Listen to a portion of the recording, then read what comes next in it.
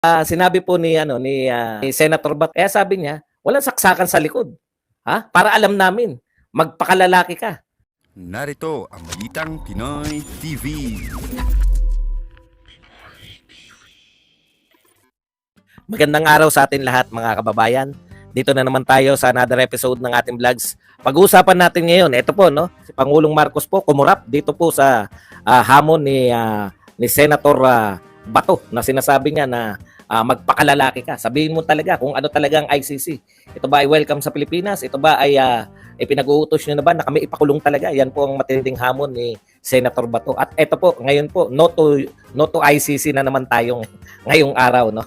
Pag-uusapan din po natin, ito pong malaking rally na nakatakda ngayong January 28 dito po sa Kamaynilaan. No? Show of Support Day kay PBBM. No? Ito ayon po sa Presidential Sister na si Senator Amy Marcos. Ito raw po ay kahakot-hakot, no? At nagtataka po siya kung bakit meron ito. Yan po mga pag-usapan natin. Pero bago yan, kung bago ka pa lang dito sa ating channel, mag-subscribe ka na dahil ito lang ang tayong channel na may kinikilingan, may pinapanigan, una sa balita, uli sa impormasyon. Kaya ano pang hinihintay nyo? Pindot na, okay? May nakita lang tayong comment, no? Sinabi kasi rito na paulit-ulit na raw yan na sinasabi na hindi tayo hindi welcome yung ICC.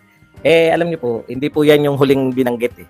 Ang sinabi po, after po ng ibalik lang po natin yung kwento, no? Tama naman, may mga pronouncement po. Lagi nga natin binabasa na ayaw na ng Pangulo, walang jurisdiction dito ng ICC. Yun nga po yung pinanghawakan natin, no? Hindi po tayo magkaiba dyan. Kaya lang, nabago po ang tono, no? At tayo po ay nagduda nung pong naglabas na yung House of Representatives ng resolution na gustong papasukin yung ICC. At eto po, nung pagkatapos po ng resolution, iba na po sinasabi ng ating Pangulo. Di ba? Ano na po yung sinasabi ng ating Pangulo?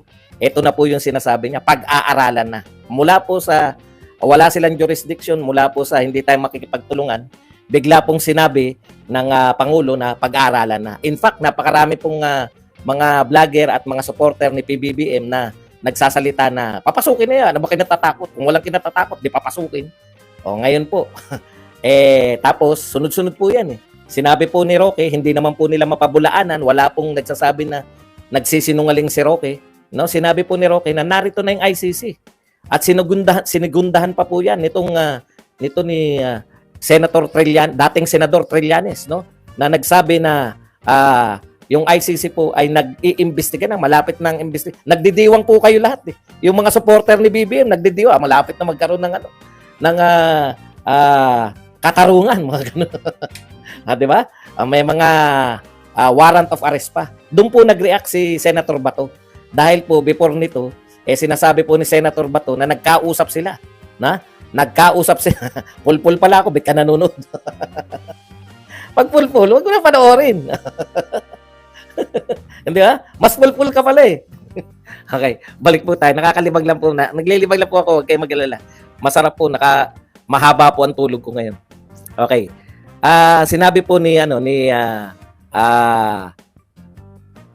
Senator Bato kasi kalat na naarestoy na sila eh. In fact, kinote niya si Trillanes, no? Kaya sabi niya, walang saksakan sa likod. Para alam namin, magpakalalaki ka. Pangulong Marcos, sabihin mo talaga sa amin kung pinapasok mo ba o hindi. Yan po yung topic natin kagabi, no? Be man enough, no? Na wala nang paligoy-ligoy, wala nang saksakan sa likod. Yan po talaga yung totoo. 'Di ba? Yung mga kayo naman po mga nanonood.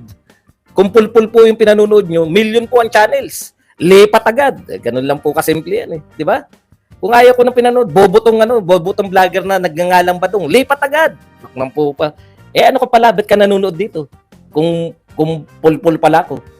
Di uto-uto ka pala kasi nakakita ka ng gwapo, siguro ay gwapo to. Kahit bobo to, panoorin ko. Attracted. Hindi po ako maasar ngayon dahil masarap ang ating tulog. Ngayon pong umaga, medyo nanginginig-nginig pa po si Pangulong Marcos nang sinasagot niya yung mga reporter. Eto na po, no? Balik na naman tayo sa no to ICC. Ayan yun. Ayan, no? Let me say this for the 100th time. I do not recognize the jurisdiction of ICC in the Philippines. I consider it as a threat to our sovereignty. Panlinaw po nito I do not consider, ulitin ko lang, Mali pala. I do not recognize the jurisdiction of ICC in the Philippines. I consider it as a threat to our sovereignty. Therefore, the Philippine government will not lift a finger to help any investigation that the ICC conducts. Okay. However, as ordinary people, they can come and visit the Philippines, pero hindi kami tutulong sa kanila. In fact, binabantayan namin sila, making sure. Dito po ako nagiba, no? Binabantayan namin sila. Ibig sabihin, narito na sila. And in fact, binabantayan namin sila, making sure that they do not come into contact with any agency of government. We do not recognize your jurisdiction, therefore we will assist in any way, shape, or form in any investigation that the ICC is doing in the Philippines. Yan po. Ako sa tingin ko, no? Ito po sa tingin ko, ito po yung direct reaction niya dito sa matigas na pahayag ni, kasi hindi na mga binitawan ni Senator Bato. Para alam namin kung anong susunod namin ikikilos. Hindi po sinabi ni Senator Bato na pag pinapasok nyo talaga yung ICC, magtatago kami o kami ay kung ano, para malaman namin kung ano yung susunod naming ikikilos. Alam niyo po, bat-bat po ng atake ngayon, no, si Pangulong Marcos.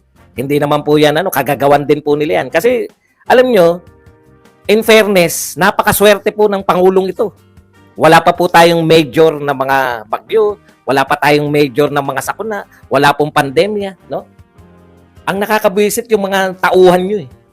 Pangulong Marcos, lalo na yung Kamag-anak Incorporated nyo na dahilan talaga ng lahat ng kaguluhan. Alam niyo po kung kayo talaga mga loyalist, mga Marcos, sa mga Marcos loyalist po, maraming Marcos loyalist pa dito eh. Alam niyo sa totoo lang, no? Magtapatan tayo. Alam niyo naman kung sino sumisira sa mga Marcos ngayon. Kung ipagtatanggol niyo pa rin yung sumisira sa mga Marcos, talagang ganyan. Di ba? Alam na alam niyo na walang kaguluhan na to kung hindi dahil dyan sa mga sumisira sa Marcos loyalist kayo. Sabi nga ni Senator Amy, hindi naman Marcos yan. Oh. Yun po, yung hindi Marcos na pinagtatanggol ng mga Marcos loyalist, yun mismo sumisira sa mga Marcos. Simpleng-simple lang po. Lahat po yan nag-ugat. Ito ang wish nyo to nung araw eh. Nung nagka-unit team, gusto nyo na kagad biyakin eh, dahil wala kayong tiwala sa mga Duterte. Ayaw nyo maging presidente si Sara sa 2028. Gusto nyo kagad tablahin. Di ba ito yung wish nyo? Yung magkabitak na yung unit team. Huwag kayong mag-wish ng mga alanganin. Ngayon nyo na-realize, no, na yung pinakamalakas ninyong kaalyansa, tinablan ninyo yung mga Duterte. Ngayon, hirap na hirap kayo. Atake kayo kabi-kabila. Nagtataka kayo siguro kung bakit kayo atake kabi-kabila. Yung pinakamalakas ninyong kaalyado, tatablahin nyo, anong klaseng pamumulitika yan? Yan po ay very amateur. Hindi po gagawin ng mga Marcos yan. Tignan nyo si Aimee, yan, matalinong Marcos. Pero yung mga Romualdez na wala naman, buhat nung nagsimula, kailan ba nakilala yung mga Romualdez? Nung naging asawa ni Marcos, magtapatan tayo. Nung napangasawa ni Imelda si Marcos, doon lang po, hindi katulad ng mga Marcos, mula tatay, talagang politiko. Okay. Sa totoo lang po, yung Kamag-anak Incorporated, parang bigay na yan. Putya, huwag nyo sabihin kaya nananalo yan dahil hindi sa Romualdez, dyan sa lugar nila. Okay. Kaso, it's too late eh. Tinablan nyo na eh. Para kanino? Tinablan nyo si Sara Duterte para kay sino kunwari para kay Franz, di ba? Pinagtanggol nyo si Franz Castro, ipinagpalit nyo si Franz Castro kay Sara Duterte. Wala pa ilang buwan pa lang nirarally na kayo ni Franz Castro. Sino nagrarally ngayon sa Batasang Pambansa sa Congress? Si Franz Castro. Siya yung namumuno ngayon na rally laban sa inyo. Laban sa Kongreso na nagsusulong ng tsa-tsa. Hindi kayo marunong pumili, hindi nyo kayang i-appreciate yung mga kakampi nyo. Napakasama po ng manalo lang kayo, tablahin nyo na yung pinakakakampi nyo. Putya, kung tutuusin nga eh. Ako, ngayon ko lang sasabihin to eh. Baka nga yan talaga nagpanalo sa inyo eh. Yung mga Duterte. Tapos nanalo lang kayo, tablahan na. O asa na ngayon yung mga ano nyo? Di mayat-maya kayo ngayon. Mayat-maya kayong kabado sa mga militar, kabado sa kung kanino, yung mga pinagtiwalaan nyo, putya, anytime. Nakita nyo na yung mga dilawan? Anytime, naghihintay lang yan na tirahin din kayo. Pinagpalit nyo yung mga dilawan kakamping sa mga Duterte. Ang mga Duterte, makikipagpatayan para sa inyo. Asa na ngayon? Pinagpalit nyo yung mga Dilawan Kakamping tsaka Makabayan Black. Puta, anytime, titirahin din kayo. Yan ang katotohanan. Real talk po tayo. Kagagawan nyo rin yan. Yang hindi kayo matatag ngayon.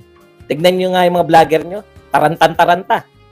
Mga winelcome na niyan yung ICC. Welcome na ICC. Yeah, makukulong ka na, Duterte. O, asa na ngayon? Bumaliktad kayo ngayon. Nanggigil na si Bato. Huwag tayo magsaksakan sa likod. Alam mo yung mga PMAyer, katulad ni Bato, no? Mga ano po yan, kabalyero po yan, no? Yung ano po yan, yung mga ginoo. Sa kanila ang salita parang pagtataga sa bato. Hindi naman po tinawag na bato yan dahil lalamya-lamya eh. Hindi ba na-realize kung bakit Bato ang pangalan yan? Hindi yan tinawag na bato dahil malamayang tao. Nakita nyo lang siguro na patawa-patawa lang. Ito na nga mga kabalita. Ano na ang masasabi nyo patungkol sa balitang ito? Please comment down below mga kabalita. Pag-usapan natin yan sa comment section. At kung di ka pa nakasubscribe sa ating channel, baka naman